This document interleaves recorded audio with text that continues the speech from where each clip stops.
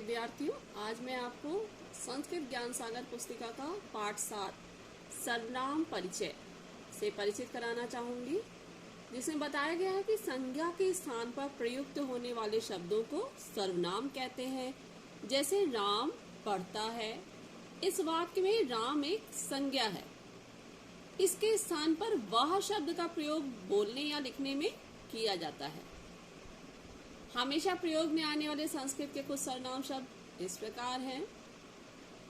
इसमें तत्, एतत्, किम, युष्मत् और अस्मत् को प्रयोग में लिया जाता है। तत् में क्या आएगा? तत् का मतलब होता है वह। सह पठति, सह पठति पुल्लिंग के लिए प्रयोग होता है, यानी वह पढ़ता है।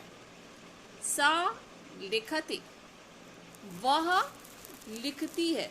जब सा में बड़े आ की मात्रा हो जाएगी तो वो सा लिखती हो जाएगी और ये स्त्रीलिंग के लिए प्रयोग होगा।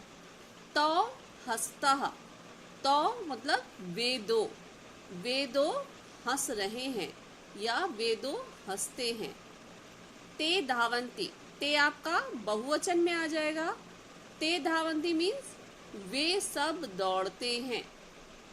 अब इसका दूसरा सर्वनाम आ जाएगा एतत्। एतत् का मतलब होता है यह। एषः राकेशः अस्ति। एषः मीन्स यह राकेश है। एषा बालिका अस्ति। अब ये एषा जिसमें बड़े आ की मात्रा लग जाएगी वो हो जाएगा आपका स्त्रीलिंग। यह बालिका या यह लड़की है। एते बालकाः पठन्ति, ये सब बालक पढ़ते हैं या पढ़ रहे हैं। एतत् पुस्तकमस्ति, यह पुस्तक है। नेक्स्ट आज आपका आता है किम। किम का मतलब होता है क्या या कौन। माला किम करोति, माला क्या करती है। कहा धावति, कौन दौड़ता है। कहा हसन्ति, कौन सब हंस रही हैं। कानि पतन्ति, कौन सब गिर रहे हैं या क्या सब गिर रहा है। इसका नेक्स्ट आता है आपका युष्मत्। युष्मत् का मतलब होता है तुम। त्वम दुग्धम पिबसि, तुम दूध पीते हो। युवाम कक्षा कार्यम कुरुता, तुम दोनों कक्षा कार्य करते हो। यूयम चलचित्रम पश्यत, तुम सब चलचित्र देखते हो। इसमें त्वम, युवाम, यूयम इसका मतलब हो गया एक वचन, द्विवचन और बहुवचन। अब नेक्स्ट आता है आपका अस्मद। अस्मद का मतलब होता है हम। इसमें अहम, आवाम, वयम आएगा। अहम का मतलब होगा मैं, आवाम का मतलब हम दोनों और वयम का मतलब हम सब।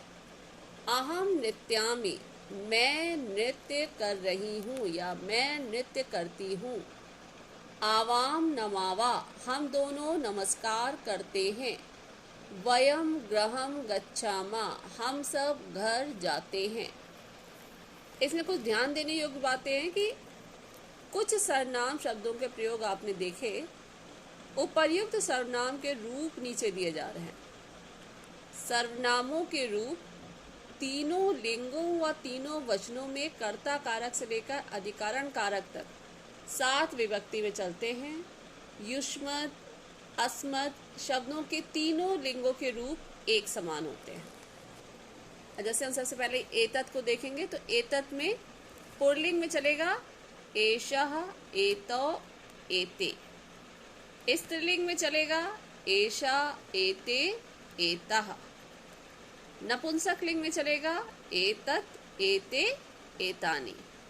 इसी तरीके से हम तत् में आ जाएंगे। तत् में पुल्लिंग में चलेगा सा, तौ, ते।